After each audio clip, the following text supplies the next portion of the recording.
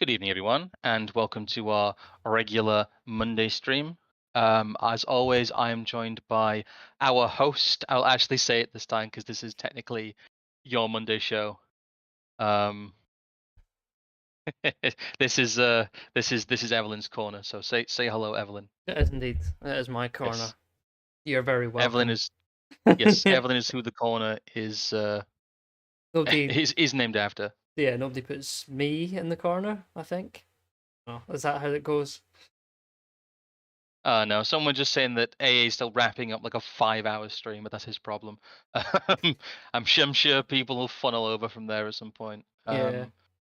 I don't know. Yeah. Go and poke the people in the chat there. Come over our way once they're done. Yeah, Yes. I think he has been live since like 2 or 3 o'clock today though. It's been like Oh, 4.5 God. hours. Yeah, He's just I been I couldn't. he's been reacting to someone else's video and then he's gonna do 3 more or something. I don't know. Clearly it's I paying the cannot bills, I so cannot stand reaction content. no. Um, rank below it's below rank punditry. But No, do you know we what it is? It's punditry that's rank. It's not rank in that it's low, it's ranking that it's fucking stinking. Anyway, we've got a kind of an eclectic mix of stories today. Some that you found, some that have naturally kind of found their way into it, but all Mm. of it is kind of tied together by what we've been saying is that a lot of the quote unquote collapse stuff we've been seeing, like the collapse porn, the recession porn, all this of the regime people telegraphing their attacks like they're windmilling their fist in Yeah. the distance. All of it is what I'm going to keep referring to as controlled demolition. Um, and Yeah. there No, is it's very yeah, much a hit parry on the right frame sort of maneuver. Before I forget, because we'll try and get through stuff in a relatively quick fashion as we normally try to do these yes, days. I will quickly put a link in the chat. I'm sure we can add it to the comments later as a pinned one. Panama Hat put up his speech at Nomos London on his own channel earlier on yes, this morning, and I've seen some that quite is out now. positive responses to that already. I'm also, even though we had nothing to do with the recording itself, I'm also quite glad that it's a slightly high quality recording that people can actually listen to. Big So, thank you to Millennial Woes for that. yeah, He was the one indeed, who recorded it. yes. So I will do the normal YouTube stuff. As always, we are fully monetized. The best way to donate to us is via our Streamlabs. That takes the lowest cut. But if you must go through YouTube, we have memberships available if you want to support us monthly. And we are also have the full slate of cringy super stickers and, of course, the super berries, the Mm, super chats the super themselves. beans. The super beans, yes, the magical super beans. So we have the normal YouTubey stuff. I'll probably say so at the end. I know it's cringe, but do give us the +1 interactions do make a difference. Yes. More people have been saying they've been getting our notifications when they do that. Well, this So is it's something just the way the game's played. I was actually wondering if it's maybe worth making some posts and doing our own. I know we get analytics and whatnot anyway, but where do people find our content from? Obviously, there's people who show up regularly. Are they seeing it in the Telegram, or do they just know that, like, oh well, roughly 7:30 on a Monday, roughly 8 o'clock on a Thursday? They just come looking for it, or I don't know. I do wonder sometimes. Yes, hello to everyone who's filtering in the chat. I will put out a poll actually, probably tomorrow as a community post, and try and figure out where people are consuming our content from, because that would be useful. Mm, Um, I think we also have, like I said, a lot of people kind of came here via AA, but he doesn't link it every time. mm. So I'll try and figure out kind of where our audience pipeline is. But that's not what the stream's about today. Um, like I said, we've ordered kind of an eclectic mix here. Do you want to give us a quick intro, or should we just get right into it? Well, I think I maybe will bring in some of the other parts I'm more au fait with, because you're gonna bring us into something which I think we're probably all familiar with, but maybe in a way that we've not quite connected with other stuff. So No, there's something I wanted to open with. It's a little blog post from City Journal about it's just called America's Missing Money. Um, it's very Mises pilled, very Mises kind of caucus pilled in that way, and that it's Mm. very much about kind of the expansion of the money supply, the reckless spending, blah blah blah. America wastes money. We all know this, but it talks about the 21 trillion that the federal government can't account for. But there's the second paragraph here, which I love, that they just sneak in there and don't mention it again. On September 10th, 2001, then U.S. Defense Secretary Donald Rumsfeld disclosed that his department was unable to account for roughly 2.3 trillion worth of transactions. The next day, the U.S. sustained the terrorist attacks that changed the world, and the startling revelation was forgotten. Just they just kind of plonk that on the table and leave it there. Mm. It's kind of amazing that was put out there. By the way, that was 2.3 trillion across maybe 3 fiscal years. 2.3 trillion in 2001 money was more than the complete kind of budget the Pentagon had. So the fact they could misplace 2.3 trillion over a small number of years was extremely extraordinary. But no one, this was, as always, this was never looked into. The Pentagon was never audited. Well, yeah, And it's actually quite interesting here that when an account discrepancy occurs that cannot be traced, it's customary to make what is called an undocumentable adjustment. This is similar to when your checkbook balances off by, say, $10. You add or subtract that amount to make everything balance with the book. In 1999, the amount that the Pentagon adjusted was 8 times the Defense Department budget for that year. It was 1/3 greater than the entire federal budget. By 2015, the amount reported missing by the offices of the Inspector General had increased to 6.5 trillion. That was just for the army. Just for the army. Using public data from federal databases. Mark Skidmore, he must go through a lot of pants, a professor of economics at Michigan State University, found that 21 trillion in unsupported adjustments had been reported by the Defense, Housing and Urban Development Departments between 1998 and 2015. That's $65,000 for every American. How did he just find that 21 trillion was missing? Did he just have the papers? I imagine that he just went through what the adjustments were. You know what this is? This is the inflation furnace. This is the inflation incinerator. Yes. This is where the printed money goes to die. That's what this is. This is the U.S. government in 2001 practicing MMT. Is what that really is. But it reminded me of all of the weirdness of, like, paper billionaires and the opacity of crypto and money existing but not really existing.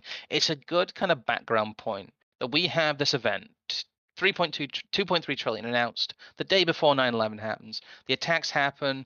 There's conflicting stories about whether or not they claim the records were lost in the wake of that. That's quite unclear. There's so much dust around that it's hard to actually make an assessment whether or not that ever even was claimed. I believe it was because of some of the inferences in news reports at the time, but they were inferences. They kind of made excuses, used it as an excuse.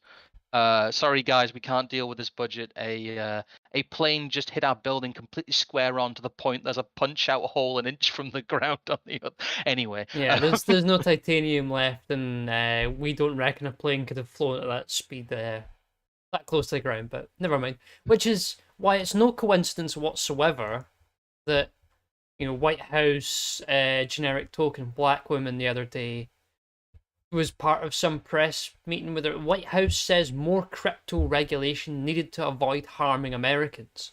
And then they go on here to mention the FTX thing, which is part of the stuff we're going to talk about this evening. But I'm pretty sure I remember seeing this headline. Administration. Oh, God, it's playing the audio. Ugh. I'm pretty sure I remember seeing this headline morning UK time before the FTX stuff came out afternoon UK time on the same day. Well, it's been kind of obvious that this was going to happen for a few days, but the fact that they'd come out and say this in sync with it kind of all kicking off is a little bit. So I think that they were trying to get ahead of it. Yeah, I think a lot of people in I mean. Washington knew. It was amongst the people who were in charge of FTX, the group of 10 or 15. It was apparently an open secret that they were just fucked, and they were just trying to keep the wheels on it long as possible. People might not be able to see this on the website, and because I'm not someone that regularly visits Fox News, I'm going to quickly adjust the OBS thing, and it's going to look terrible. But look what it says, the bottom left there. Fox News, Democracy, 2022. Ugh. Mm. The containment is strong with this one.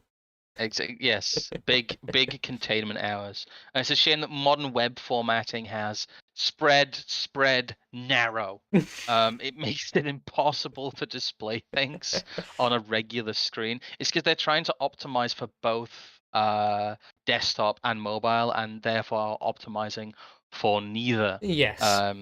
Web 3.0, as it apparently is now, is so ugly. It's even worse than like GeoCities sites, GeoSite stuff with like 1,000 GIFs on them. It's somehow worse.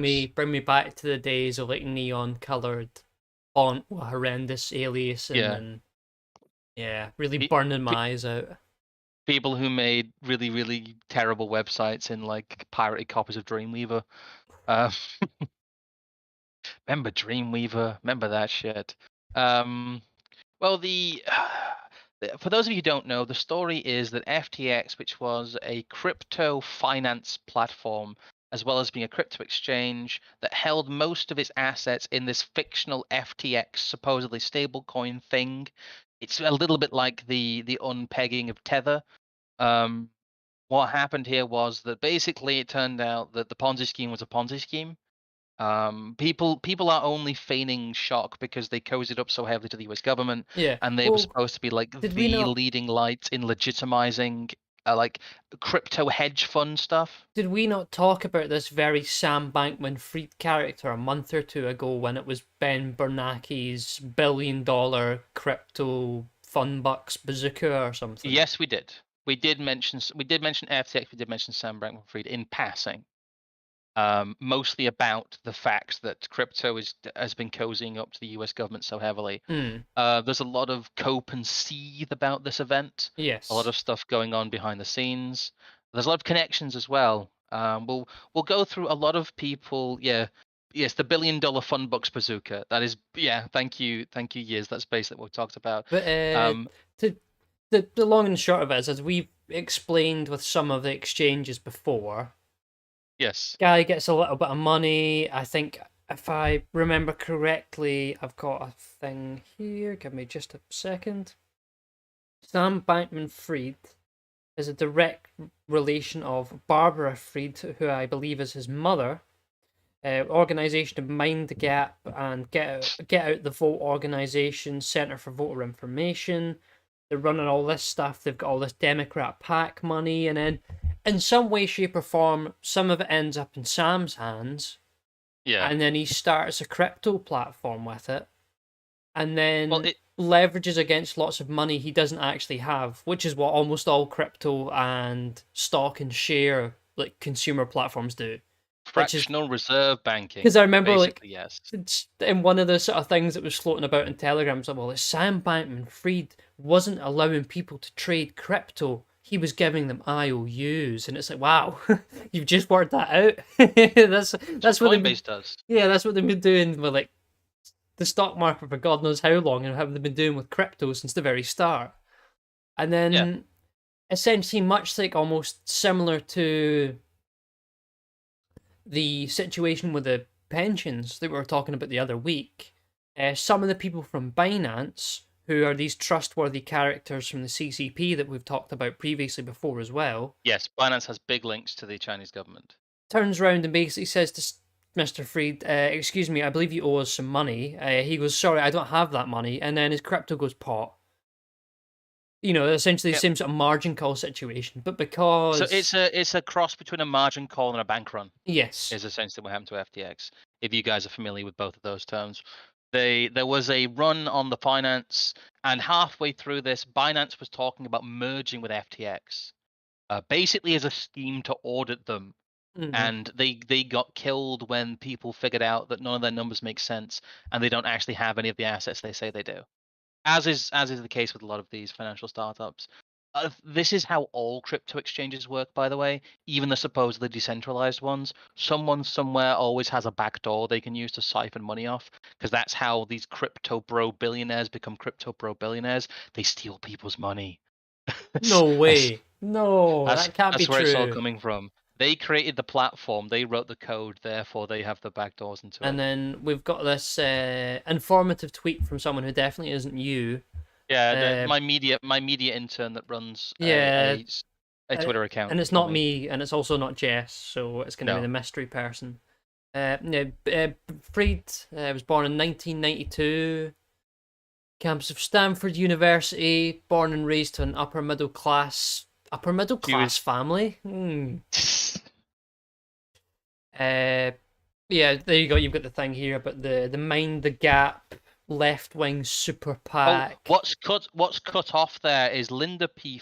Fried is a senior legal person studying pandemics and the elderly at the World Economic Forum. Oh well, the thing is, you'll Um, find as well that this Mind the Gap PAC and FTX it also funded the studies that said that ivermectin or whatever it's called was ineffective at fighting COVID as well. It's interesting that.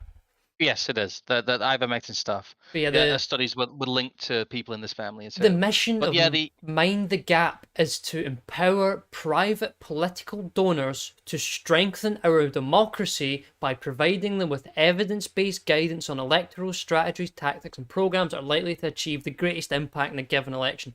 That's a terrible company mission. You would lose You get an F on your entrepreneurship module for that kind of nonsense. Well, basically, there was a leaked memo from them. They were saying they were leveraging the big data stuff Hmm. in Silicon Valley to try and target what they thought were the races that would benefit most from raw spending, and then Hmm. fire hose tens of millions into those races. But this Mind the Gap group existed, I think, before FTX did. Yes, it Is did, Pat? but that's the thing I've seen essentially suggested is that it is money that was involved in Mind the Gap is actually maybe what really kicked off FTX from the get Yes. go, which means there was an unbelievable amount of like corruption and like financial fiddling charges that could go along with this, which are never going to anyway. It's never going to materialize. We're never going to But see what is the it? proper fruit of What is this. it with these crypto organizations and funds and individuals involved in the crypto movement and they're wanting to strengthen democracy. It's bizarre, isn't it? Yeah, this has been You this think this has been twice in the last 2 weeks now. We've had a story about this and we haven't even gone looking for it. no, this has really kind of come out organically. Everyone's talking about it. It's everywhere. People are complaining about Elon tweets But about it and shit you've like got that. one here from January 6th, 2020. Inside the Yeah, secretive Silicon Valley group that has funneled over 20 million to Democrats. What was it by the time they'd finished? Like nearly what am I no one knows. That's the thing. That they do a big shell game with it. Mind the yeah. Gap was superseded though, really, by the financial contributions of Bankman-Fried and his other associates. We're not going to go into that today. That might be something to go into on a later stream. I just wanted to highlight this. Yes, here we go. Crypto. This is before the FTX went pop, but Bankman-Fried was. I think he was Biden's second uh, biggest. He was Biden's fifth biggest donor. Sorry, and Hmm. during the 2022 election cycle, Bankman-Fried alone was their second biggest contributor after George Soros, and his other executives as well. I think the Washington Times worked out again. We'll probably go into more detail on this on another stream because it's such a rabbit hole. Yeah. But the Washington Times estimated that FTX executives as a whole had contributed 71 million to the 2022 midterms, and that's just a one race. That's just a one set of races. Sorry.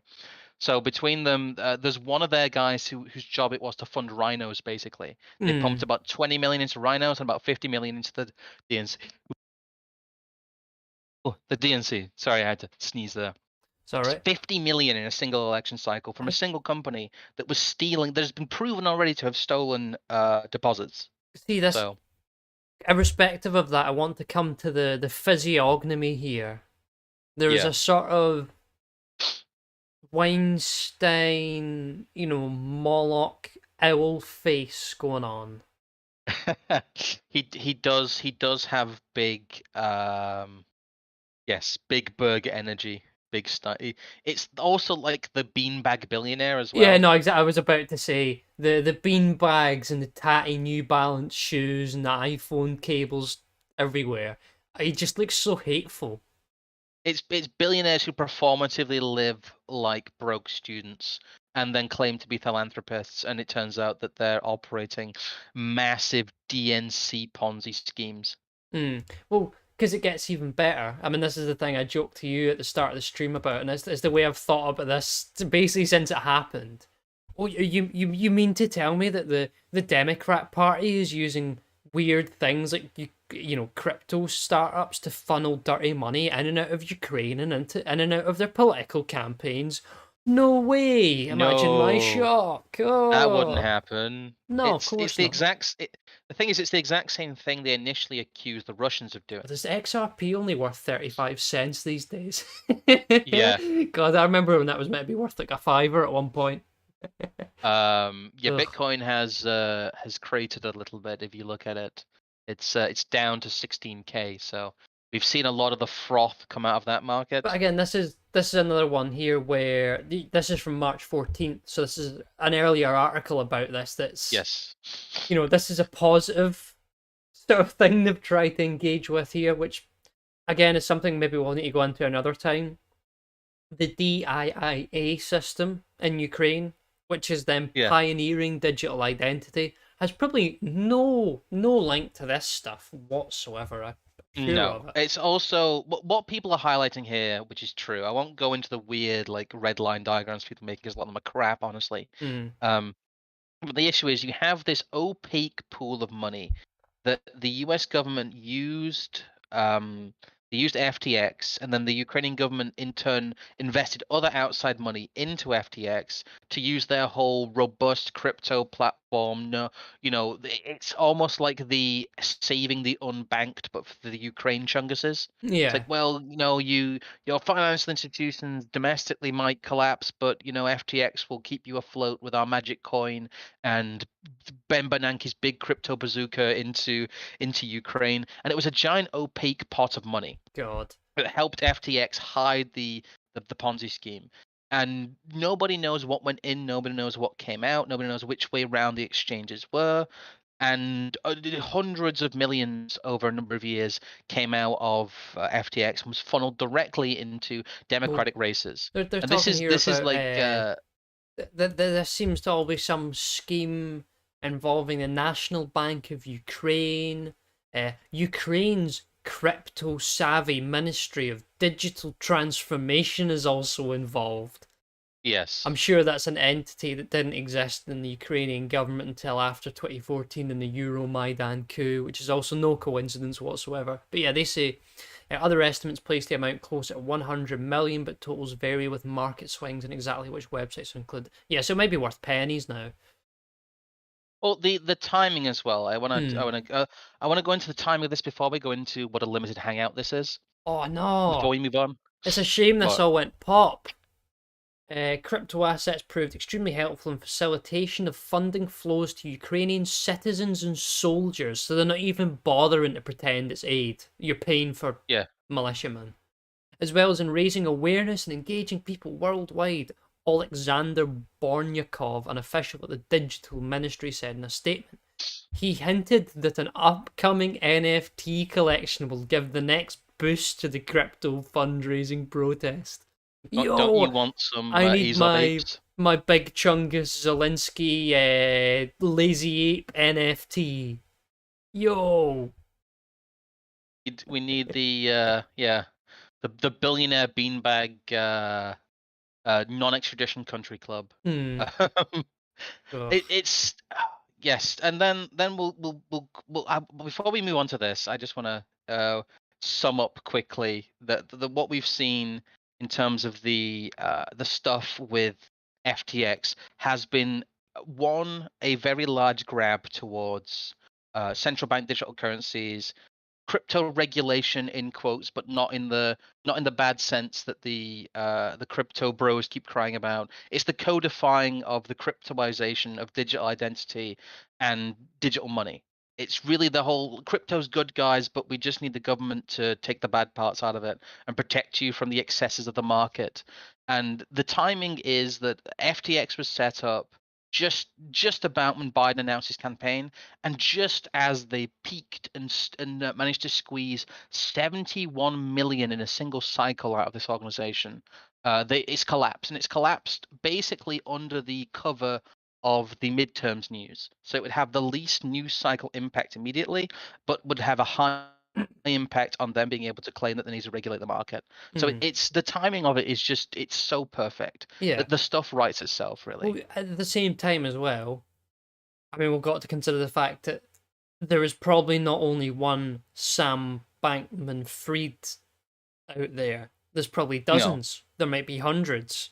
But we'll Yes. know about this one, and as you mentioned before we started, it's a perfect opportunity to make the whole thing a limited hangout.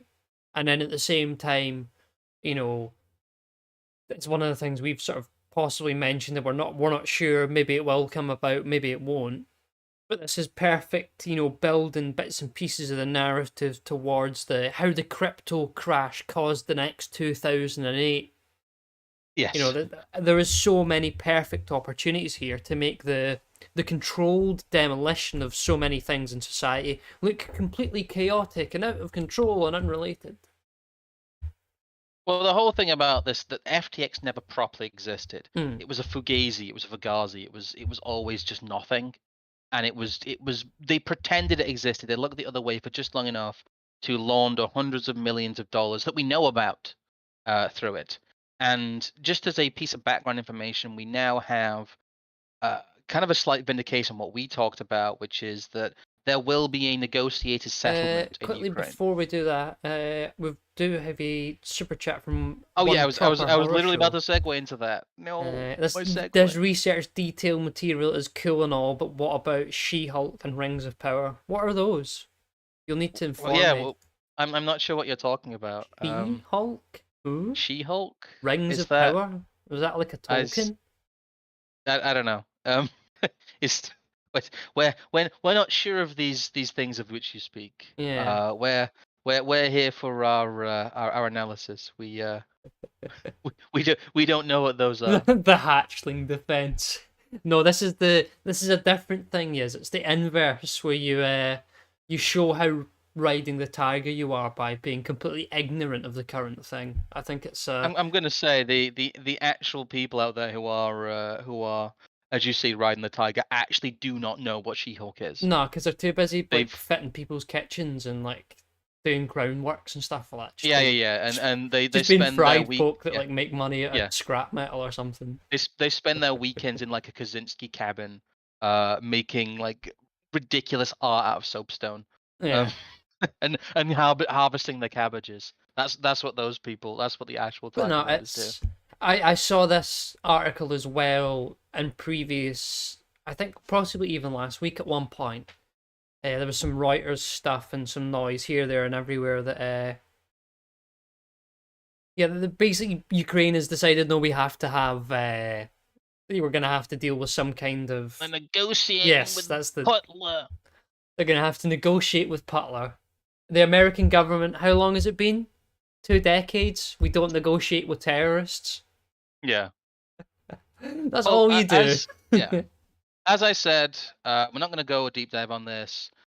Russia's getting the Donbass. They're getting Donetsk and Luhansk.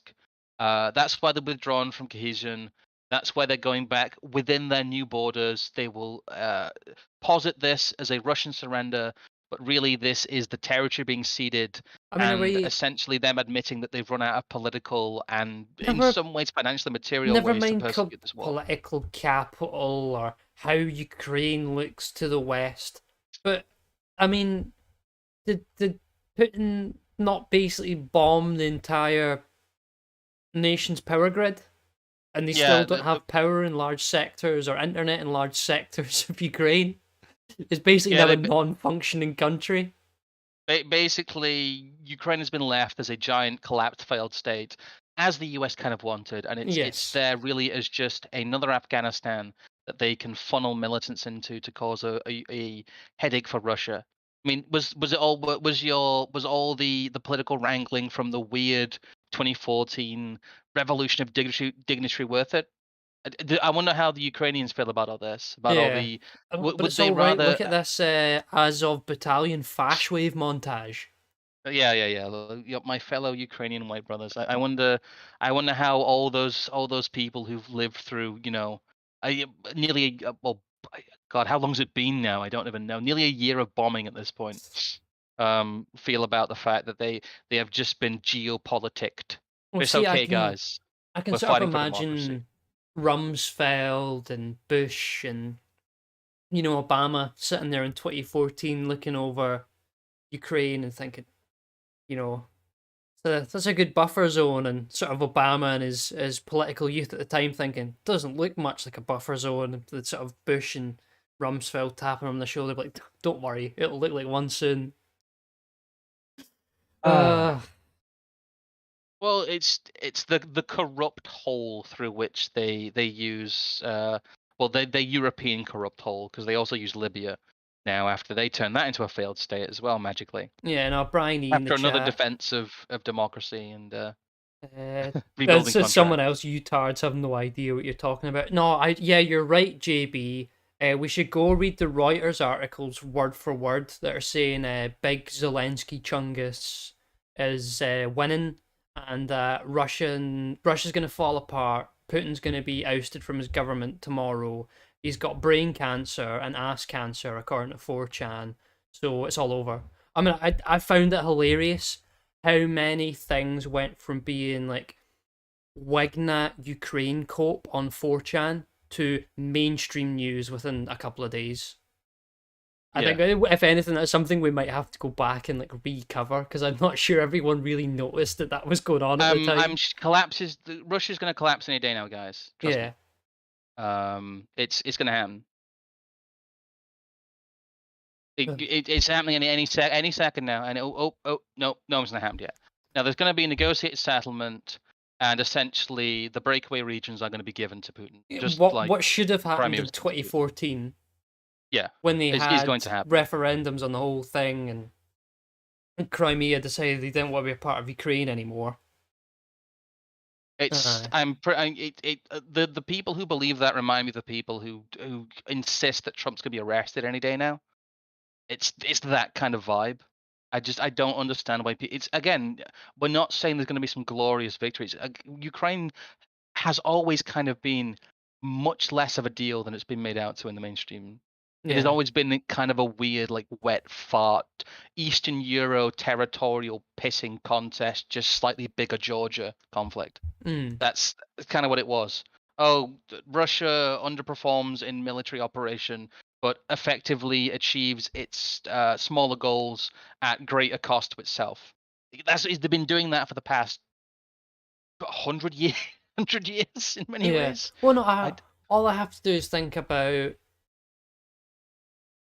people I know who have been discussing this issue, and they have not been, they've done what we, do at times, and I think we should all do, which is we have conclusions that we jump to, and a lot of the times they're right, but you spend at least some amount of time delving through every possible option.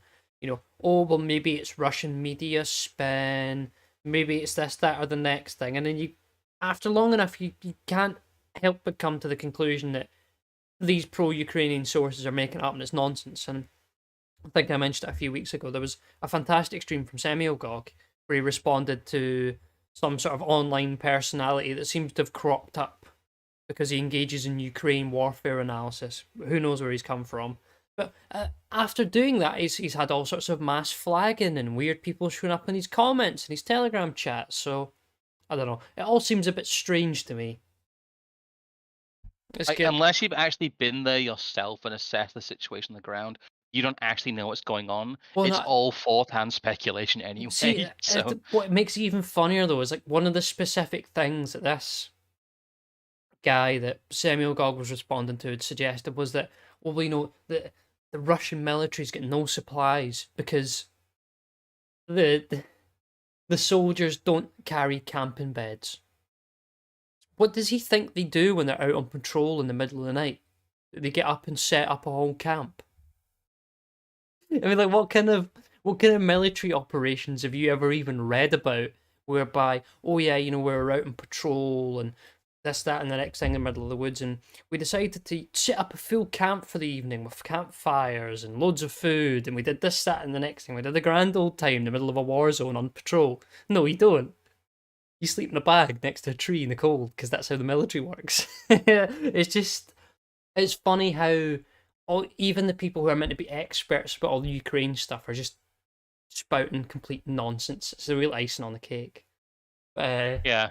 To go in a completely different realm of story, we're going to get to something again it's a new study from King's College London. But beforehand, I want to introduce you to one of my new favourite lol, Ivan schooled semi-goon and need school both of you. I don't know who you are, but you're getting fucking bapped out. It's one of those weird people that yeah. We do not need weird like UK cope in the chat. But, there's this on to more important subjects. The study we'll be looking at is by a guy called Bobby Duffy from King's College London, by a professor of public policy and director of the Policy Institute, supposedly seconded to the Prime Minister's strategy unit during the Blair government. However, I could find no reference to this anywhere on the Blair government's Wikipedia page or anywhere else. Aye. When I was looking him up after the study, which we'll get to because that's the meat and bones, there was this just article he's written for the Sunday Times earlier on this year, and it is the worst thing I've ever read. So we're all gonna suffer through it together. Oh, okay. To quickly talk about the whole controlled collapse thing. We've gone through the financial stuff. We talked about some of the weird psyop, essentially fake war stuff. Because, good lord, so much is just completely fake out of Ukraine, and the fact that they've just deliberately collapsed that entire country for fun, essentially. Here we go into what is kind of the weird neoliberal veneer over it, which is, yes, things are collapsing, but line in many places still go up. We invent line, we graph thing that we invent, therefore thing go up. This is the ultimate like 2022 neoliberalism. I've read this and you're right, it's so good if you want to intro it because you found this. My 10-year-old daughter has a highly effective trick for staying up later than we'd like. She'll simply tell us that the pretty tame movie we're watching has just scared her so much that she needs a bit of normal telly to calm down. Can't even imagine thinking like that, to be honest. But this tried and tested technique backfired horribly recently when the normal telly we watched was the news at 10, and she was shocked into ashen-faced silence by the relentless portrayal of a country and world in terminal decline. Ashen-faced. Interesting choice of words. I'm gonna say it's well done. You've noticed the fear porn. Yeah. Congratulations. This is not her usual news exposure, which is limited to the more upbeat news round. But from that experience, gotta keep the propaganda in the correct propaganda channels. Yeah. She knew there would at least be an "and finally" segment that would send her to bed happy. God. Your child can't sleep at night if there isn't some feel-good segment on the, No, that's... Yeah, and finally segment that would send her to bed happy. Not this time, no uplifting story about a newborn panda, just drought warning and pleas to ration over water use as a segue into the weather. Yeah, that all just kind of remember when it didn't rain for a little bit and the news lost its mind, and then it rained and it all disappeared because that's how the fucking weather works. Remember that drought we didn't have? Yeah, unsurprisingly, my daughter is keen to never see the news again, and she's far from alone in that. A recent Reuters Institute study shows that selective avoidance of news has doubled in the past 5 years to 46% in the UK, and this is a problem supposedly. This will be a recurring thing in this article. It's not that. Yeah, well, it's the whole thing of just well, it's done its job. The purpose of a lot of the news for a large segment of the population is to make them tune out. It is to demoralize them to a point that they don't really want to hear it. Not to like a stoic, drop out, tend your garden kind of way. Like an ear ringing background noise PTSD. I want to curl up in the corner and play my Nintendo Switch way. That's what it's there for. It's there to confuse people and make Mm, people just drop out and be so unengaged they accept the goy slop that's given to them. yeah.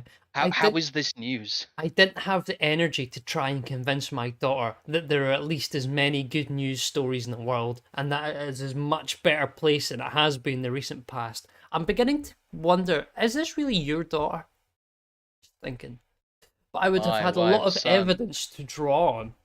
In 1950, when her grandparents were her age, 31,000 infants died before the first birthday. Now the figure is 3 in 1,000. Won't be that figure for long if the vax is anything to go by. The fact that the Scottish government is just taking babies that sometimes live 4 and 5 days before dying and just calling them stillborns, because then you can't use. Let's maybe there'd be a great way. Maybe we could ask like find some comparison between infant mortality and mortality during certain trimesters with our modern practice of abortions and Well, figure out how many infants are actually dying. yeah, Because that would be very interesting, actually. Yeah. Well, the statistics in the moment seem to be that roughly excess mortality is anywhere between 10 and 20% in developed nations at the moment, which basically yes, means year on year comparison, adjusting for population changes,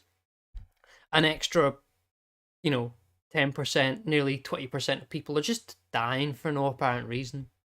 well, they do the neoliberal life expectancy of birth back then was 65. Now Hmm. it's 80 now. Yeah, because that's an infant mortality thing, Oh, and mostly now because we have like drugs that cost tens of thousands of pounds and ventilators where we keep these like baby meat sacks who will be vegetables for the rest of their lives on life support. A lot of this because in the 1950s they had the wherewithal and the dignity to allow unlivably disabled children to die. Now it's a faux pas.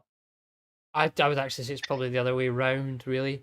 But see, the thing for me as well is this is No, you a. see, euthanasia is good, but we have to like medically life support children until they become the vegetables. Hmm. But the thing for me I find interesting as well, but the infinite mortality thing is, I in a roundabout way wonder if infant mortality was always just a bit of a scheme, because it seems to me that once you clear that up as like an issue, the inflationist sort of worldview maps perfectly onto human behavior from that. Sorry, pardon me, from that point forward. But Yeah, conversation for a different time. But there's just like so much in here that's him professing every single tenet of the progressive worldview. He yeah. even goes on to talk about rewilding, which was only Oh really wow. something that's come in the last year or so. And then I found this graph as well, which I've never seen anywhere before. And you think they would be touting this as a success in more places. But I would like, if that's a statistic to be trusted, over 30 years, the teenage pregnancy rate is a third of what it was before. Isn't. The thing is, they might just be factoring in the whole thing of like 18 and 19-year-olds who have kids, and the whole thing. This might just be a vector of the fact that the age of births has gone up massively, and that people are delaying family more. Because it used to be like back in Oh, no, the that's 1950s. exactly what it is. It's also just the This, fact that this folk isn't aren't this having isn't kids. unplanned teen pregnancies.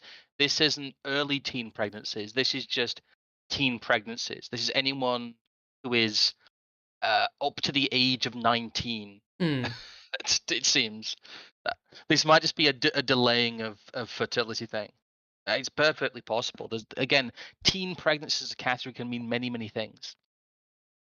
But it's no wonder that we have so many like millennials and late Zoomers who are completely purposeless and meaningless in life and have absolutely no direction whatsoever, because the main thing that they should probably be doing as normies and were doing in their late teens, they just aren't anymore. And that, of course, then progressives will celebrate this. The fact that you're having dysgenic children in a later age, if you're even having any, is something to be celebrated. We continue on. Society today is also much safer despite what we think and what we are told. The murder rate in the UK has declined substantially over the past 20 years. And Yeah, because it studies. massively spiked. Well, I was actually going to say not just that, but also the fact that the very Blair government this guy possibly worked for completely fixed how they counted the statistics and the Yes. victimization rates. What happened is we had a massive explosion in crime, and then they completely reclassified what crimes were and completely changed how they were counted. It's like I've been rewatching a little bit of The Wire, and felonies become misdemeanors, misdemeanors get disappeared. You Mm. know, robberies and rapes become assaults and batteries.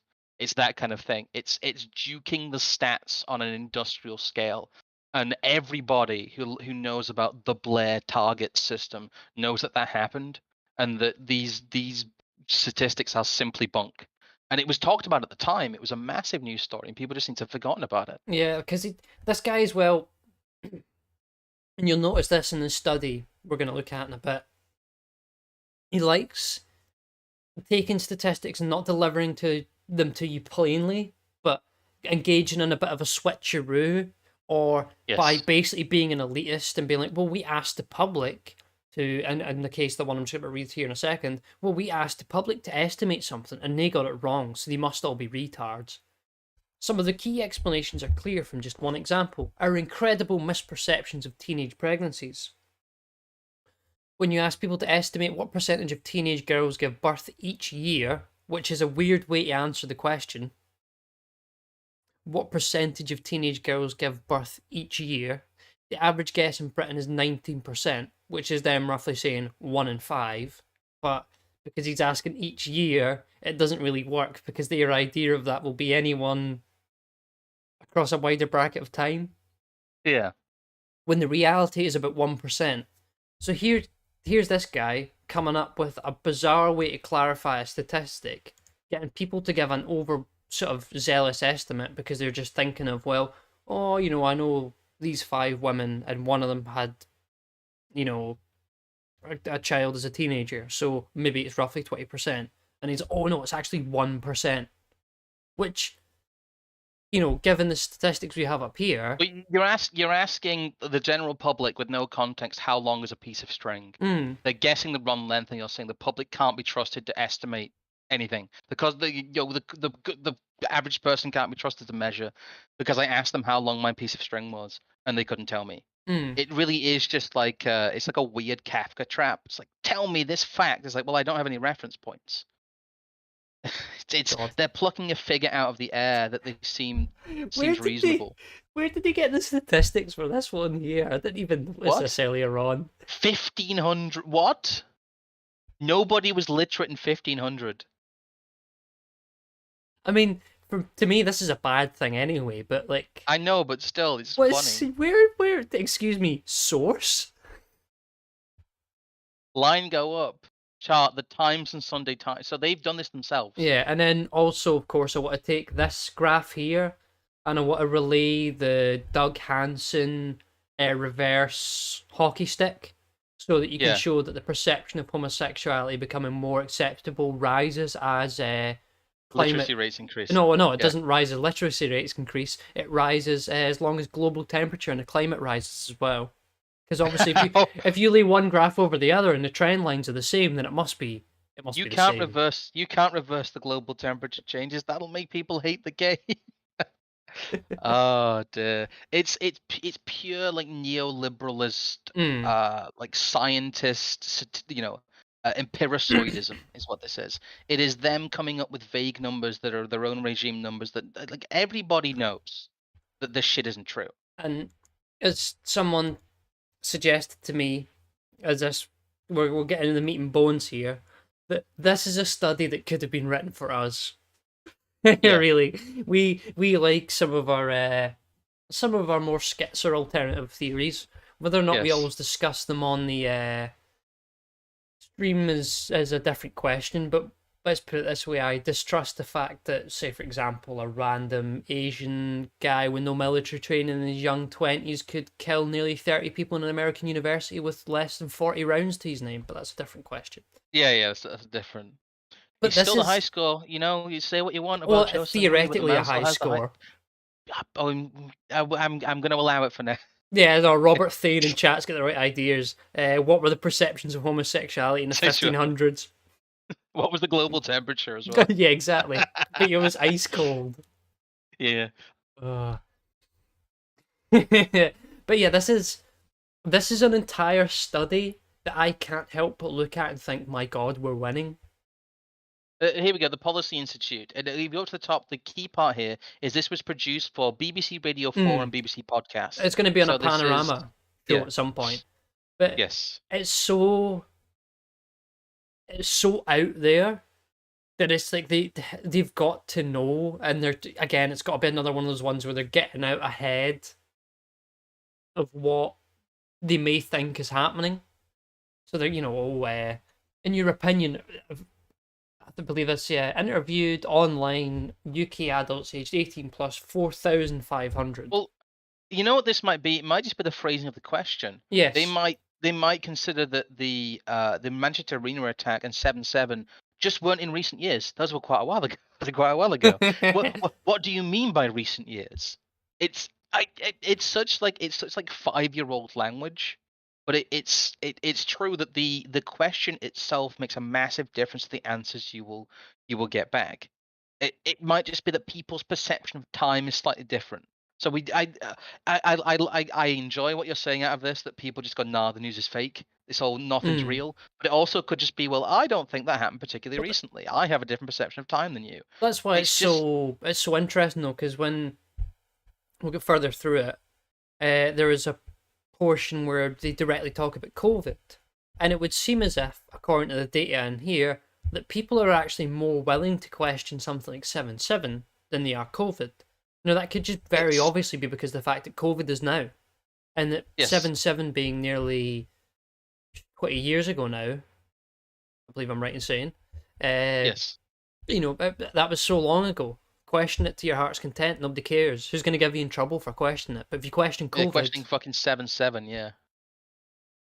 It very much is good evidence about the current thing as well. But look at again the 18 to 34, 71%. They just might have a different perception of what recent years are. I'm sorry, but it's so badly formatted. It makes me angry. But we know as well that this is going to be the kind of stuff that appears in next year's, Hope Not Hate. Yes. Where is I found one? Yes, of these. A considerable minority have doubts about the truth of terror attacks. To what extent at all do you agree with the following statements? There are so many conflicting accounts. Go back up. There are so many conflicting accounts of. God damn it! Where's it? I've lost it in my. Yeah, there are so many conflicting accounts of big events like terror attacks or pandemics that it's difficult to know who to believe. 29% agree with that statement apparently. But well, it's a very easy statement to agree with because it's true.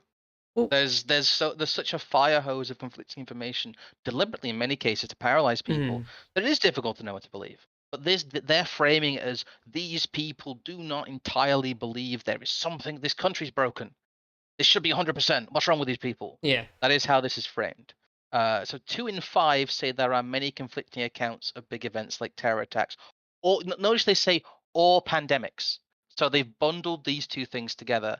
They bundled together people's expected skepticism of a lot of the conflicting information that the regime has even admitted a lot of it was bunk to the normies. Although I hate that term, to the average, to the public at large, and yet they bundled in terror attacks with pandemics deliberately here because they want this number to be somewhat high. They're very much fishing for a certain conclusion. The conclusion is Britain's full of conspiracy theorists and needs re-education camps. Is essentially what they're looking for this report to say, and they're getting that. It's interesting as well. They've got on the next one here. 1 in 4 think the truth about the Manchester bombings is being withheld, whatever the truth about it may ever be. And 1 in 7 believe, in brackets, crisis actors pretended to be injured or killed in the attack. I would be surprised if, I mean, maybe I think too little of the normie, but 1 in 7 people know what a crisis actor is. Yeah. I mean, I hope so. Well, thing is, victims of terror attacks in the UK are not being truthful about what's happened to them. Mm. Um, well, the thing is, that can mean anything. It could mean that they're not speaking out more stringently against, certain segments of the population because they're afraid. Mm. That's what that could mean. It could mean that victims of terrorist attacks are not as stringently, say, Well, anti-mass immigration, it because gets that's what happened to them. yeah. Well, no, it gets even more interesting here because this is something I think we talked about in the hope not hate thing when we looked Yeah. to it over it earlier this year. That they seem to want to be aggressively going after political apathy. They made reference to it in the report.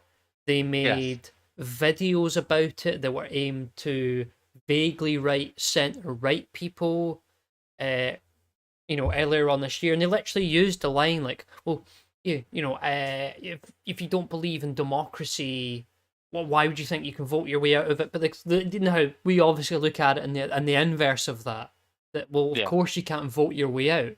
But for them, they're like, "Well, how are you going to get out of it if you never vote?" They're taking the whole thing and Yeah. playing it backwards. But then they've gone and used Well, that framing yeah. here. Disengagement from the political process is associated with a greater likelihood of holding conspiracy beliefs about such attacks. So if you it's kind of like it's a weird, again, Kafka trap chicken and egg thing, in which disbelievers disbelieve, Mm. and disbelievers are evil. Therefore, if we get rid of disbelievers, people won't disbelieve.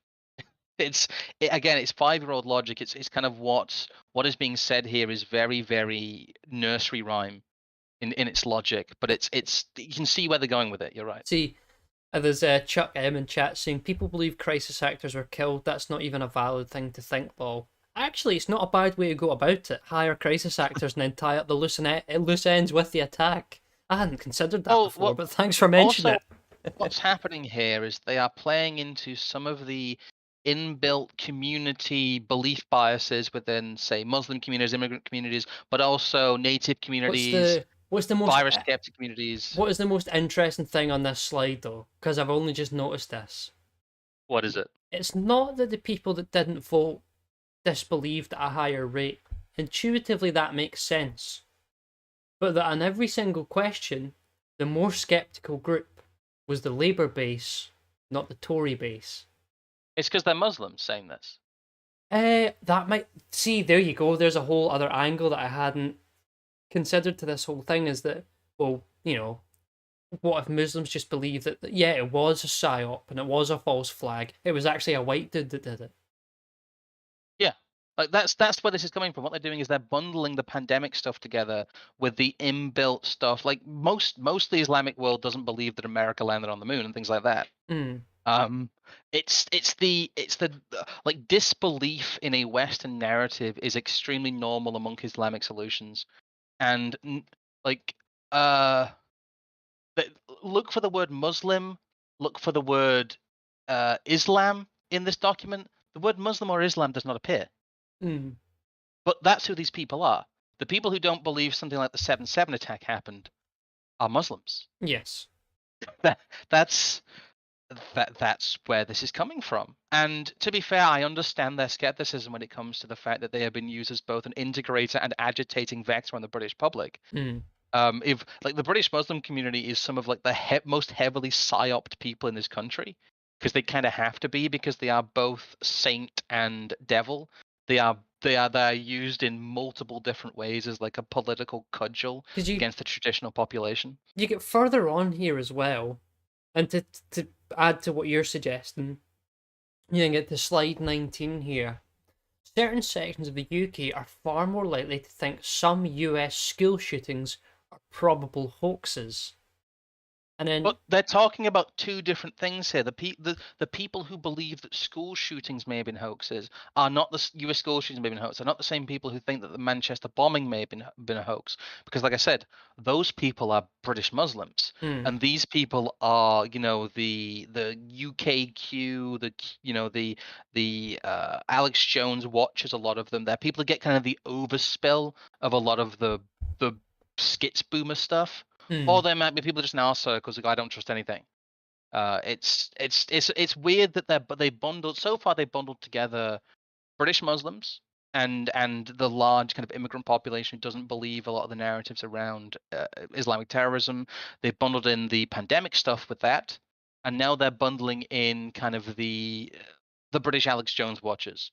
These are completely different Well, groups look with at the look often diametrically opposed beliefs on certain look at the one events. here about U.S. school shootings. Yeah. Ethnic minority backgrounds almost represent 3 times more than Yeah.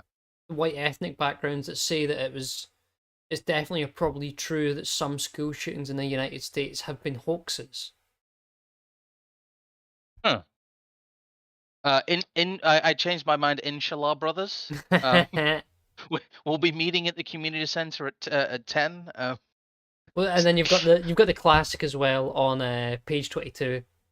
Nearly a third of the public think the UK government's covered up terror attacks, while a quarter believe the US government either assisted in 9/11 or took no action to stop it. Again, Only a quarter. I will see. Again, though, there is this level of vagary going on here about, well, what percentage of this is people saying actually no, the 9/11 was a complete op from the start and it was done to make Muslims look bad, but from a different angle. Yeah. The thing is, you've got different people again, different belief groups here that they're trying to use to buff these numbers. Over a third think there's a deep state, other secret groups that really control society. From Hmm. who's the organization that's, the deep state is doing this study? The, Yeah. the the guy that's involved in this is the same kind of people that have been involved in your nudge units and all the stuff that came out during This is COVID. from the policy unit. He was in Blair's government, Hmm. and he's doing this for the BBC. And he's asking, he's talking incredulously about the people who think the deep state isn't like, this. You My are the deep state. my brother and Allah, you are the deep Yeah. state. But then there's a great one here towards the end as well. A third say the pandemic has made them more suspicious of official explanations of terror attacks. Now, if this is true, I mean I can't not look at that and think that, where unless this is like bullshit statistics are coming up to make us the kayfabe enemy, Yeah. then this is a sign of the fact that what we're doing has at least some sort of effect on people. Possibly. I think that there's also a kayfabe. Like they're really trying to boogeyman Mm. this. Like this is a really. The thing is, it's very hard to know whether genuinely there has been an effect or there has been a much smaller effect, but they're trying to amplify it, much like they did with a lot of the QAnon stuff in the US. Because as we all know, the US government was very, very, very heavily involved in spreading a lot of the QAnon stuff to Because kind of bolster up the here's the a insurrection here's a narrative. strange Also, question. Brian E, my reply to that is just mashallah. It's But they then take the people who agreed to the above statement, they ask them a further question, and one of those questions they ask them is, it's an important part of my identity to question what I'm told rather than just believe explanations from the government or mainstream media. Now, as to go really hard on like schizo theories, there is a lot of conversation, at least I've seen in different places from UNZ, Ron Un's report, and early Alex Jones stuff, that Sandy Hook was one of the first times that the US deep state actually engaged in misinformation sort of campaigns around a specific event. And that is how they prototyped a lot of the stuff they engage with now, which is why when it happens nowadays, you get, half a dozen different versions of the story, and then bits and pieces are cut off at either ends of these versions till it comes down like a singular sort of story that may or may not believable, may or may not be true or false. But in a certain sense, it means that instead of quelling and destroying all other possible sources that allow you to question the mainstream narrative, instead of just giving you a mainstream narrative, they give you that narrative and then 3 and then 4 and then 5 other ones to go along with it. So that you are, much like QAnon could be viewed, you're sort of brought along through this kind of thing that teaches you about all the different conspiracy theories and you think you're onto the truth. and then it wraps back round and you end up contained back in the place you started with. And I wonder if them asking this question is them trying to discern what level of the population out there is not just receptive to alternative information, but can be, brought in with that and brought back Yeah, round to the. they can be turned into the pure reactionary who, by disbelieving, believes. Yes. They can become the yes is no, and they can It's, turn it around it's like by the essentially informationally reverse psychologing some of these it's like the people. Stephen Because a lot of Paddock the stuff, stuff yeah, about the fact that, like, oh well, maybe he was part of the Islamic State and he visited Thailand and some Saudi guy was staying at the hotel on the same night and this, that, and the next thing. Well, These might I want to. these might be true, but at the end of the day, it doesn't answer the question of how does he get 300 odd pounds of gear up the elevator through the freight thing without access to it, and how does he take a hurricane grade 5 window frame at a building?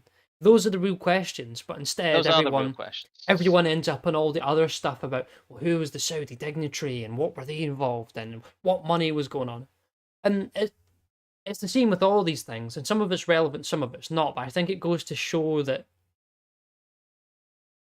there was always a muddiness around these things anyway, but that certain elements of the government realized that instead of covering it up, just make it muddier. Yeah, that's what. This is what they say. You don't have to disprove something. You don't have to have complete hegemonic control over the narrative. You just have to kick enough dust up that people are confused, Hmm. and that they look at the situation and go, "Well, we'll never really know," and then walk away. That's all you need to do. Even with very egregious cases, that all you do is it's like the JFK thing. It's like in the 90s, like we watched X-Files and stuff. Hmm. But in the 1990s and the late 80s, the US government very strongly kind of leaned into a lot of the conspiracy stuff that had come up around the time of Waco, as a kind of as a relief valve of creating like an alternate reality of people who would spend their days hunting JFK's brain rather than talking about the fact that the sniper at Ruby Ridge and the sniper at Waco was the same person who was never charged. Hmm. Uh, there's a lot of other stuff in here too. What I think is important is something we try and highlight here, and I don't think we've said it explicitly in these terms, is when we look at news stories, a lot of them are lies, but a lot of them are lies that are not meant to be believed. Hmm. They are lies that are meant to elicit a particular reaction. A lot of the commentary channels, a lot of the I hate to I don't know single people are, but a lot of the kind of skeptical sides of YouTube, as it were, they look at these The stories. beanie mans of the world. You Yeah, know what you're talking the about. beanie men and the Grim Reaper door knocker meme people. Those types look at these stories and go, "Wow, look at these lies that the government wants us to believe. I'm going to believe this." But the point of a lot of these stories is not to get you to believe the story. The point of the story is to elicit a particular reaction. That's what I went into when I talked about the whole permissible activism thing, that especially with the rainbow stuff, the LGBT stuff, that is not meant for you to like it. Hmm. Nobody likes it. Nobody looks at that and goes, "This is normal, this is healthy," apart from maybe a tiny segment of like mentally broken low-level activists that the regime hates anyway and has disdain for. It's to elicit a particular reaction, and that's what this is about. And you're right, maybe measuring, but I think that's such an important distinction that most people don't understand, that it's not binary. This is true, this is false, and the opposite is true. It is, this isn't true, but this isn't true in a very particular way, and it's meant to Yes. elicit a very particular reaction from you. And by reacting in like the first way you usually think of to react to a story is usually wrong.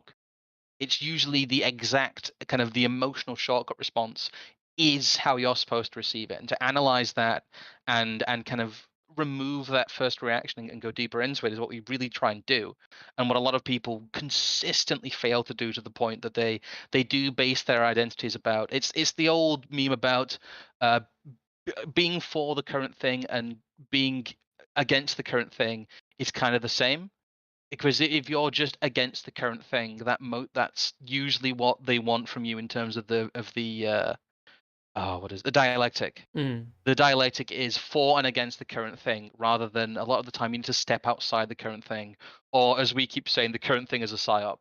Don't be against the current thing. Believe the current thing is a psyop. See, It's usually the best way to go. I find it weird as well that they try and towards the end here, they try and engage in like some kind of categorization, and I don't know if if this is meant to be like a measure of severity or an attempt to make people read this and think of these things as like different operations and different I events when everyone knows who knows their stuff that all three of these could all be happening at the same time around any event. And the elements of yes, an event could be hoaxed as part of a cover up to get rid of other government involvement somewhere.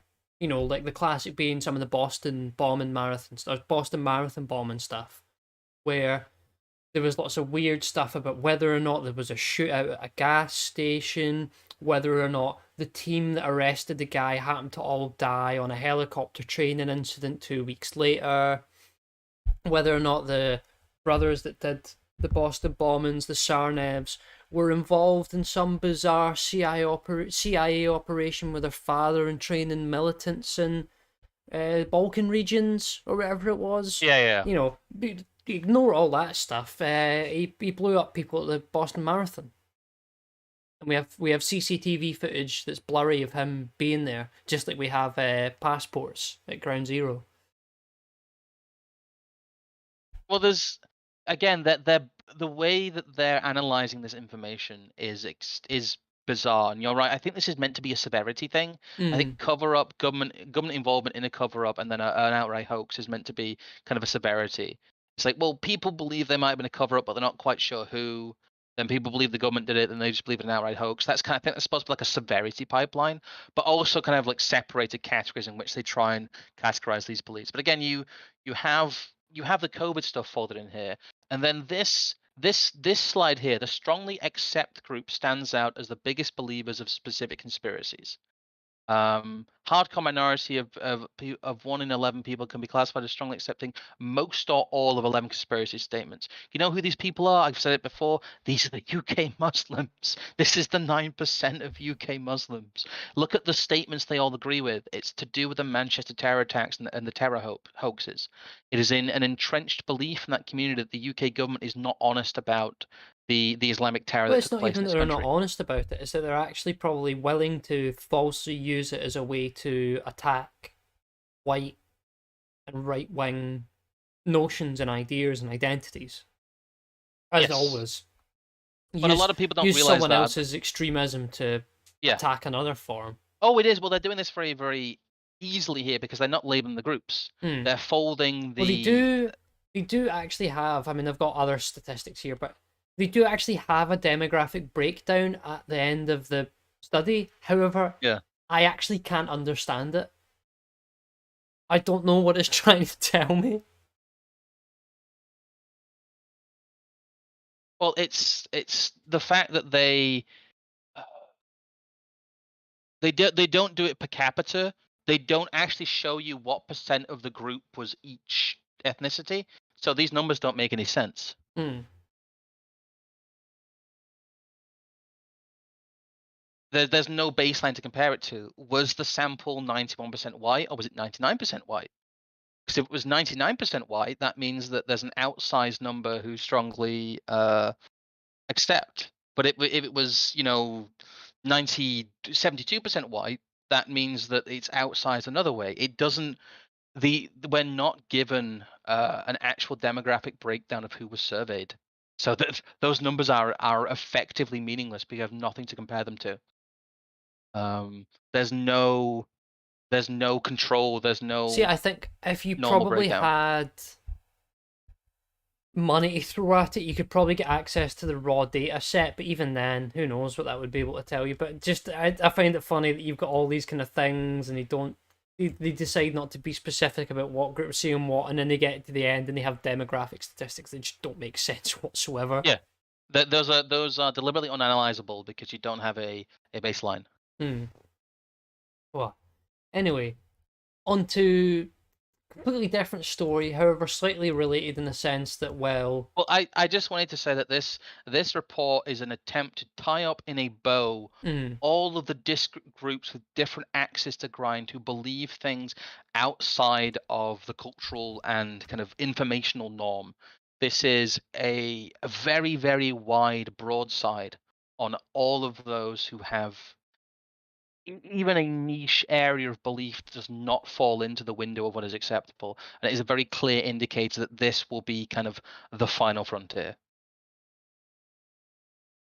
But this is one you found. I think it's really funny. So we have a little bit of time. So well, no, this is obviously they've not got the memo, so they can't make their mind up.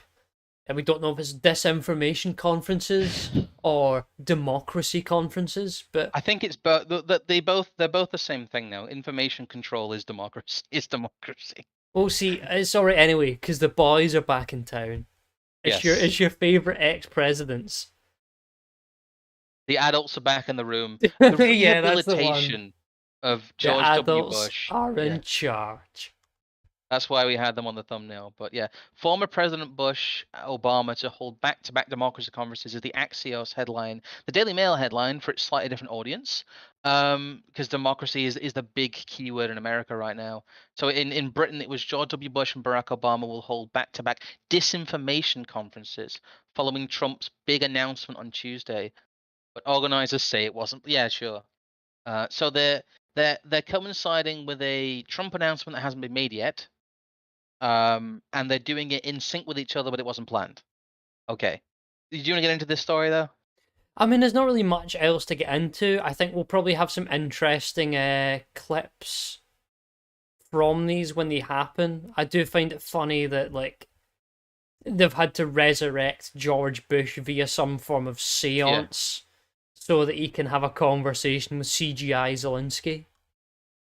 Yes. Detective Inspector CGI Zelensky. This is the same story that most people probably saw the story from CNN that we've got here. That this is the same conference, his democracy disinformation conference, that the President Chungus will be present at. I know. George W. Bush talking to Zelensky for an hour straight about how unjustified unilateral invasions are wrong. It's the struggle for freedom conference, comrade. Shall we play?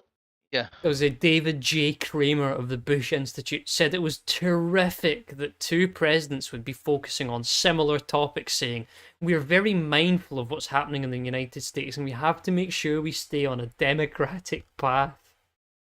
Welcome At the same to the time, Uniparty, pal. we have to help and support others around the world. So we can't simply fold up our tent and focus on everything at home. We have to focus on both things."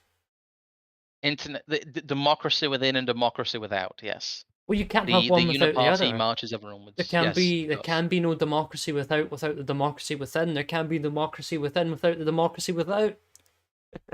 We must. It's amazing that it's really just funny because I used to get slated by certain people in certain circles for not being on the Obama train many years ago, back when I used to talk to people who were politically illiterate.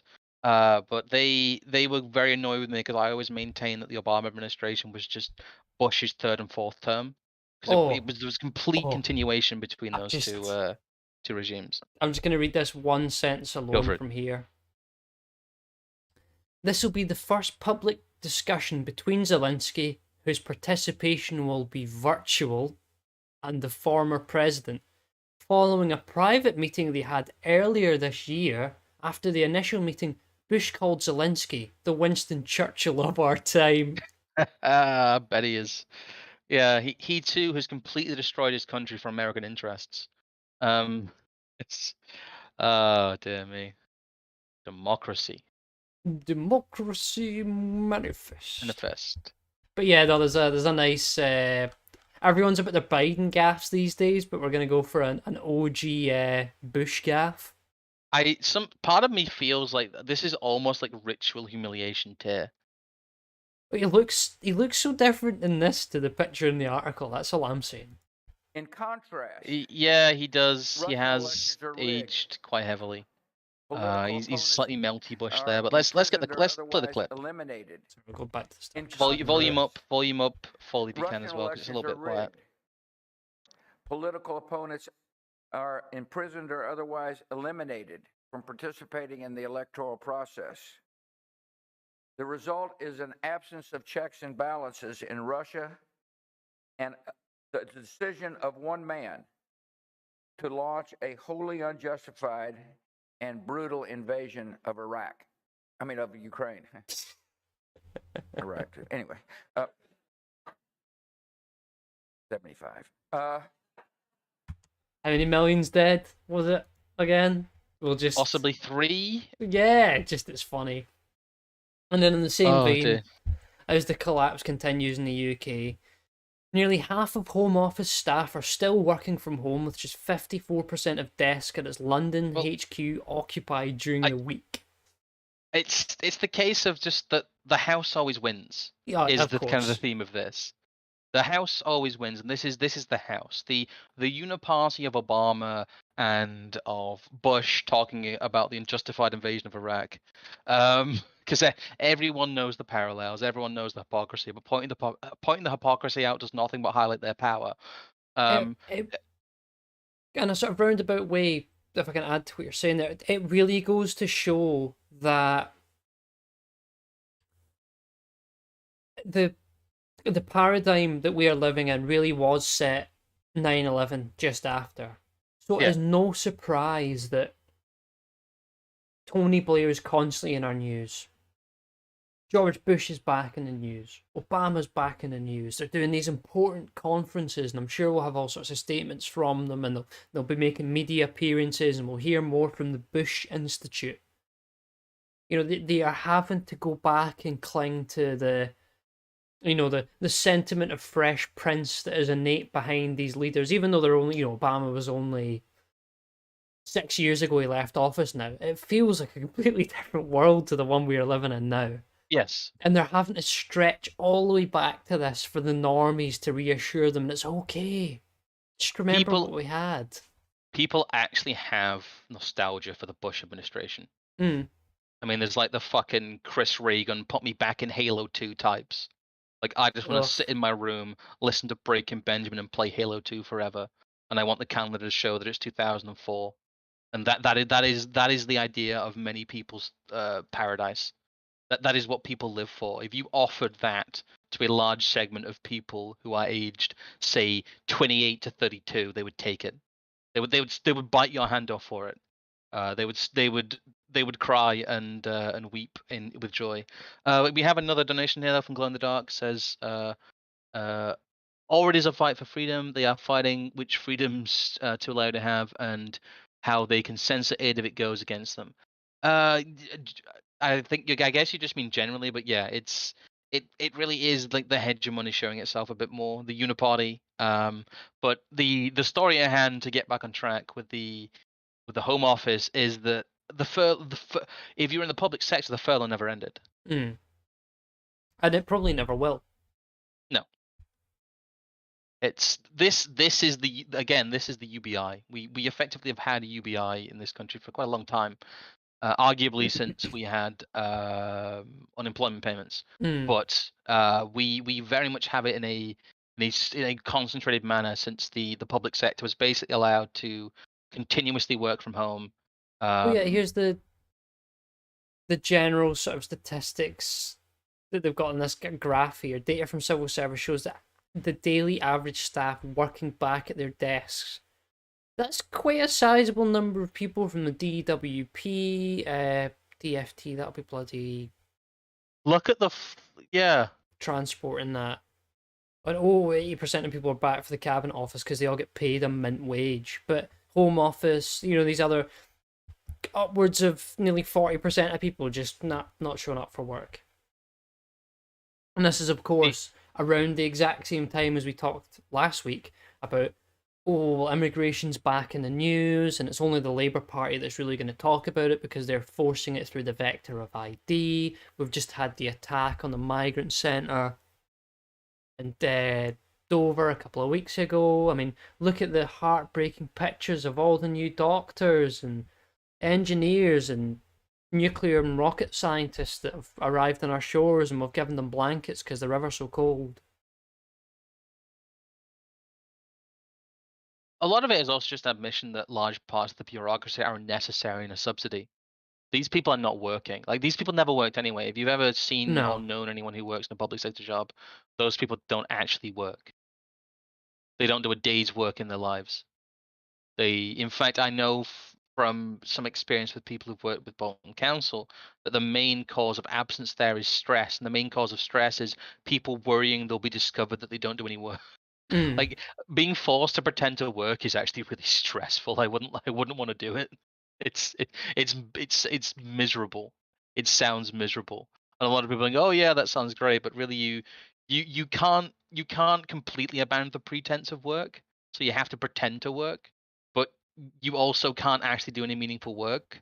So you're stuck in this weird limbo. What's And the? maybe that's just why civil servants how they are. It's the classic Soviet Union joke.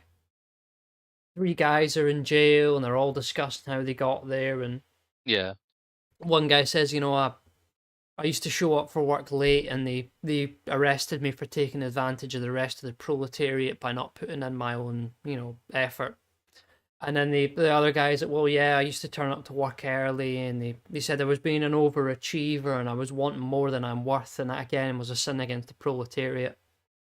And then the third guy says, well, yeah, I used to turn up for work on time, so they arrested me for having a Western watch. That's pretty good. So it's a good joke. But no, the 54% not at the 46% not at their desks is a great sign of the managed decline during like you said, during a supposed crisis period. Mm. But again, this is like a weird, almost limited hangout about this. It's like, we need to make the home office workers start, work at their desks. It's just like, no, you're thinking about the wrong struggle there. It's like Tell you what, how's about if a few of those Calais dinghies ended up as Viking funerals, we'd see a lot less of them pretty quickly. yeah. Well, I was thinking more, how's about you fire everyone that's working in the home office? I'll go up to Wigan with a placard and a couple of grand in my back pocket, and we'll forward pay 50, 100 locals, and we'll be like, right, down to Dover, we're going to get this sorted in a couple of weeks. Everyone will get the paper and they come back. I'll go to the dole queue and I'll find everyone who looks like they could lift more than their own body weight. we'll just take them down to Dover in a big coach. The problem will be sorted overnight. It's Baz Defense Force. The Baz Defense Force. Imagine what you could do with the Home Office budget, but funneled into Baz's. It's just the country would be unrecognizable overnight. But we're not allowed to be effective. We're only allowed to have home office workers working from home, in Zoom meetings with their kids screaming in the background. You've experienced that when you had somebody you were trying to talk to about. So it was something quite serious, if I remember correctly, and they had some fucking kids just screaming in the background. You're like, "Excuse me, I can't hear you for your screaming kids. That's quite unprofessional." And they were so offended by that. Yeah, they were no, that was that you would expect them to not have some sort of. It was one of the NHS, like they've segmented a lot of the admin stuff for the NHS now to like people who have basically got contracts not written up yet but are already declared as like people who will just forever work from home. So you phone up the appointments thing, you're like, yeah, I've got, I think it was I was trying to do that bloody DEXA bone scan thing. And I was like, can you you need to phone up to confirm with them, so you've got to give them a number and the date and time and your details and this, that, and the next thing. And the whole time, all I could hear was, yeah, you're trying to talk to her about having osteoporosis, and she can't shut her fucking kids up for a second to take your appointment seriously. It's so fallen, is what it is. People have no expectations of being professional. Nah. And then to top it off, Jeremy Hunt says all Britons will pay higher taxes after autumn statement. So you've got your whole thing here of looking at this as like a Cameroonian maneuver towards just, austerity's back, boys. The holding pattern. Not just The- not just the declined or managed decline, but making people accept managed decline, and not by telling them that it's going to be good. It's just by telling them that you've not got another option. The country is broke. You are in pain. Any efforts to cut taxes will end in disaster, as we performatively showed you with the trust government. The adults are back in the room. We're out of money. Russia did it. Don't look at the pandemic borrowing. We saved the country with it though. It's just gonna be pain and misery until we cycle back in labor, and then we're gonna sing Derive, things gonna get better again. Yeah, That's what this is. The Conservative Party, like I said, putting themselves in a miserable holding pattern, like Cameron did. That's God. all the Cameron Here- government was. They tried Here's to do their whole. to use the narrative cleanup though. Hunt is expected to set out tax rises and spending cuts worth about 55 billion a year as he seeks to fill a gaping hole in the public finances. That's a hole Yeah. doesn't quite describe it, pal. And regain the UK fiscal credibility after former Prime Minister Liz Truss's disastrous. Yeah, it's basically one mini budget destroyed the UK economy, and it's nothing to do with anything else. I think as we successfully showed during that pension stream, that is so far from the case. It's incredulous. It's laughable. Lady of Charlotte in chat saying, who the hell is Jeremy Hunt? I presume she knows who he is, but he is one of the members of the Tory party that I think I would be correct in saying is part of the, your 1922 committee day-to-day actually running of the party. Same with, who's the one that had some going on book, or not going on, he had a couple of David Irving books in his bookshelf, and it was all based, not Jeremy Hunt, but the other one. I'm not sure. Mog? No. I don't know. You blather up this for a second. I'll find out who it was. Well, like David Davis or someone like that. No. They're all identical. Gove? Gove, that's Michael the one. Gove? Yes. Yeah, Hunt, he's the same team. Yeah. Hunt is like a Gove character insofar as he's part of the, as I say, the 1922 committee. He's part of the inner party. And is a Gove complete is just mainstay. Hunt if you change like the character creator chin and hair sliders. Yeah, basically. He has the same like weird Bollington Club inbreeding. Yeah, Robert Thane in the physiognomy chat. too. Hunt's father was an admiral of the fleet, 100% establishment stooge. Of course he was. Yeah. Gove. Hunt. All those people are part of the 1922 committee. They are the people who really run the Conservative Party and therefore are genuinely in political power. They parachuted in Sunak because he is their great Brahmin hope, who's not even a Brahmin and not even Indian. He's a Pakistani. What he is merchant. though is a scapegoat. Yes, he is. That he has had a meteoric rise to be the fall guy. When, like I said, as we keep saying to you, Starmer's being cycled in, and the austerity era of British conservatism in quotes was deeply unpopular. It eroded. It was just like this slow death of enthusiasm after people finally decided that they just couldn't take New Labour anymore. They couldn't take Gordon Brown. I see the line in this article here. Sound money has to come first. Now, I'll admit this is a bit of a reach, but we saw in the thing we were reading the other week that out of nowhere they pulled out this term, that I think how was exactly the word about to do the fact that it was Britain's sovereign currency.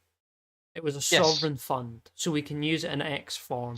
Sovereign UBI, yes. Well, it makes me UBI stuff. It makes me wonder whether or not to continue on like the facade that Brexit has become now.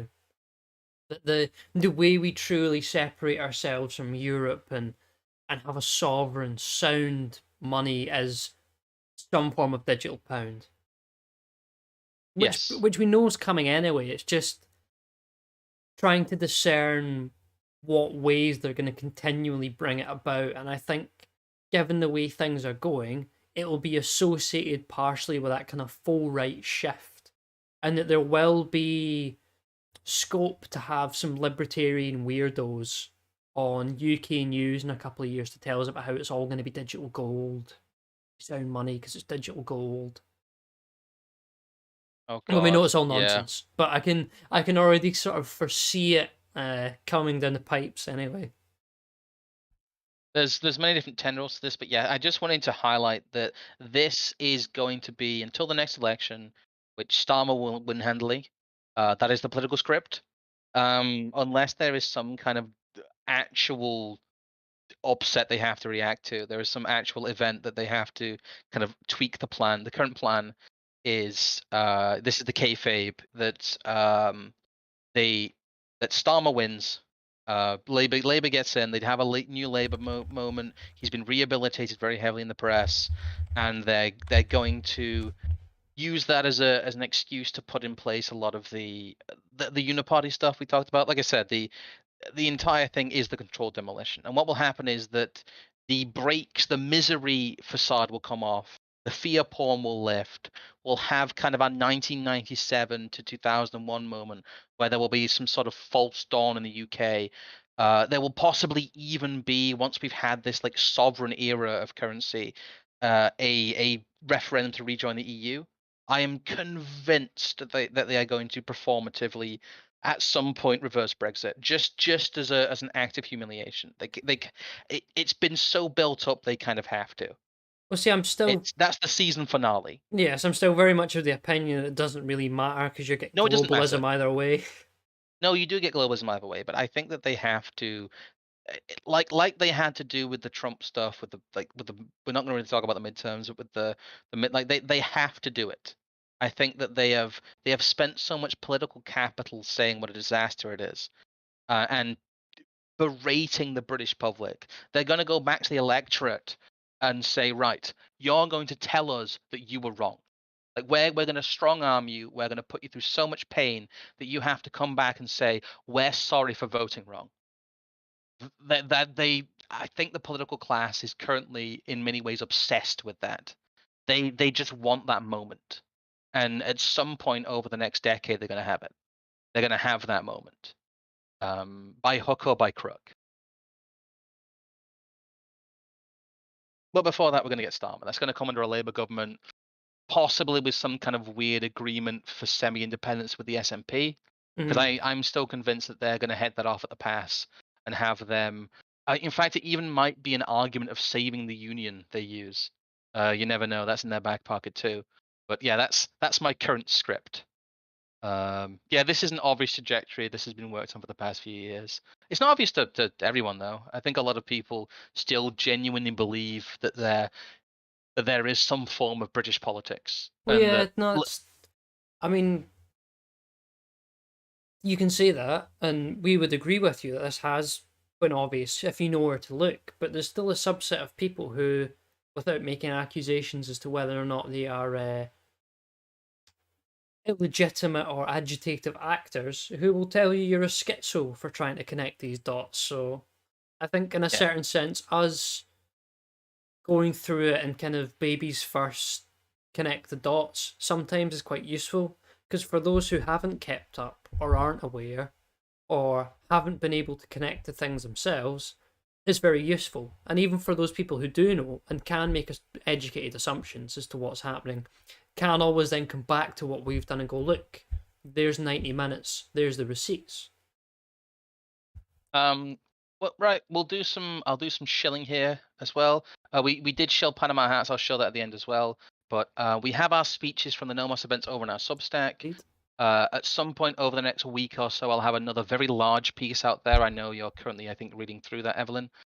I was supposed to, but I'm glad you've reminded me because I haven't. Oh, did you? Oh, it's fine. I've got a quite long one I've been writing for a good few months now that I couldn't quite get right until now, called The Holy Mountain. It should be a hopefully not schizo read, but it'll be a little bit different than some of the stuff I've written before. So I know you've got a few things in the works, but we do have our No More Speeches over there, and that's where our written stuff is. If you want to subscribe, there's a good backlog of stuff there to read as well. We'll be back with our regular Thursday stream, I think. Possibly, if we can come up with something to speak about, and also for the OG channel followers, we'll be back on the one mic setup. We will be back on the one mic setup. Yes, finally. So that'll be something to look out for those who got wise during that period. That was kind of funny. I'll think of, there's so many other topics I want to cover that we haven't been able to cover. Just evergreen stuff that we could just have a fun stream. We could finally do that Hyperborea stream we've been threatening to do. See that one? I want to really knock it out of the park if we go I know that far. So it's it wouldn't. We'd have to properly research those. In fact, we should probably start doing that. I'd like to get the proper like skit streams done. They're going to be good fun. As always, do interact with the video. Do leave a comment. Do like it. I know it's Yes. so cringe to say. please engage it's in terrible, your ritual it's- interaction so that we Please can summon engage the in the ritual algorithm interaction gods. because that is the only way we can summon the algorithm gods. As you said there, Evelyn took the words right out of my mouth. I don't think we've missed anything. Let me double check the back end for any donations that I missed. I don't think I've missed any. Nope, we're up to date with donations. Well, apart from that, I will just say thank you guys for watching. Thank you guys for following along. We'll probably post some show notes as well. They won't be as in depth as some of the others because this is just the stories. But I'll try to get those in the pinned comment, and I'll put them out as a community post as well. Thank you guys again. Is there anything you have to share at all? Apart from, if you want to put, I don't have the link to hand. If you want to put the link to Panama Hat's video in the chat quickly, so you can hand. I can, yes. No. As I've sort of been mentioning, my ability to write and contribute stuff to the Substack at the moment is a bit stunted, but I don't know. I'm trying to manage my time a bit differently and hopefully produce something next year that is a standalone book and product of its own that will be a summation of a lot of stuff we've already said in places like democratization and some of the bits in these streams, plus a whole host of other stuff. And in a certain sense, the more I think about it, I'm like, well, I could just take it on. I could just write them up all as all articles and put it all in Substack. But like, I kind of want to properly challenge myself and put it all together in one thing that is a proper book. It feels like it's more important and more kind of official. Anyone can, not anyone, because obviously anyone can't. There's all sorts of god awful stuff in there that would dictate to you the fact that not anyone can just put a Substack article together that's readable. But no, I don't know. I think as well for the return sometimes that we get out of certain things. I did notice actually last week I got the first paid sort of supporter for the Substack came through, which if you're out there, I can't quite remember your name at the moment, but thank you very much for that, because it does remind me of the fact that there are people out there who are willing to support this stuff, and a certain extent, well, not to add loads and loads onto the stream here this evening, but whilst there's people still there listening, it's a two-way street. You know, we enjoy doing the streams and we will continue to do them in some way, shape, or form. But when it comes to longer form content, like we did originally with democratization, with written content, which, you know, you'll know yourself, sometimes a good article that's a 15-minute read takes days, maybe even weeks to really, you know, and that's before you even think about the reading done beforehand. And so, you know, for us to do that, you know, I at one point tried to think, oh, yeah, we know I'll write something every 2 weeks, or I'll try and write something once a month. That means that I'm then taking a week or 2 weeks that I could be using to, you know, come up with stuff like this. So we've got, because I think the streams as of late have actually been very interesting. A lot of people seem to enjoy them. So, you know, without some sort of way to show that people are either willing to support streams via super chats or writing on Substack via paid subscriptions over there, we can only continue to just kind of do what we think is worth our time at the moment. And that's why, you know, to come back round of it, I think focusing on a book is possibly the wisest thing I can do, because it's a lot more marketable and it's something that can really be seen as a sort of return on investment. And I also just enjoy the reading anyway. So yes, but I agree. Very worth. There's only so much you can dedicate of your time. You only have so much time. So we have to use our finite time if there wisely. are people out there who do actually read and want us to be more current on the Substack, I can take time away from that, but I need that, I need the signaling to get it kicked off anyway. See, we've now got the bloody porn bots in the chat, so that's enough from us this evening. Yes, that's YouTube letting us know we're babbling and talking shite. it's yeah, we've all been God damn it, we've been targeted by the porn bots. So we will say good night. The croc is coming in. We're being pulled off stage. have a good evening, folks.